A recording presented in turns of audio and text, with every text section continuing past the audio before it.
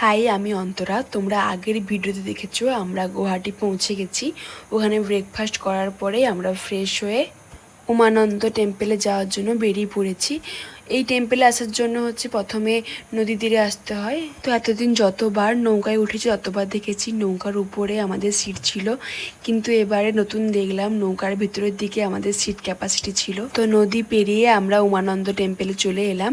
ওখানে একটু উপরের দিকে সিঁড়ি ছিল, তো ওখানে উঠে উমানন্দ টেম্পেলে যেহেতু প্রচুর লাইন, প্রচুর ভিড় ছিল, আমরা পুজো দিতে পারিনি একদমই, কারণ পরে আমাদের কামাখ্যা মন্দির যাওয়া ছিল। তাই ঠাকুরের জাস্ট দর্শন করে আমরা ওখান থেকে বেরিয়ে এসেছি। বেরিয়ে এসে আমরা কামাখ্যা মন্দির গেছিলাম। তো নদীর ধারটা খুব সুন্দর ছিল, আর নদীর ওই ভিউটা ভীষণ সুন্দর ছিল, কারণ একদমই সানসেটের টাইম ছিল। আলোটা নদীর উপরে পড়তে ভীষণ সুন্দর লাগছিল। তো এই করতে করতে আমরা কামাখ্যা মন্দিরে পৌঁছে গেলাম। কামাখ্যা মন্দিরও খানিকটা উঠতেই হবে। ওখানে আমরা গিয়ে দেখি চারদিকে ছাগল চড়ছে। তো আমি জানতাম না ব্যাপারটা কি। তখন সবাইকে জিজ্ঞাসা করায় বললো যে এখানে যখন মানসিক হয় আমরা যেমন ছাগল বলি দেই, ওখানে সবাই মন্দিরে ছাগল দান করে আসে। আর সত্যি কথা বলতে মন্দিরের ভিতরে একটা আমার আলাদাই অনুভূতি হচ্ছিল। যাই হোক, দর্শন করে আমরা মন্দির থেকে বেরিয়েছি, প্রায় রাত হয়ে গেছে, সোজা হোটেলে ফিরে এসেছি।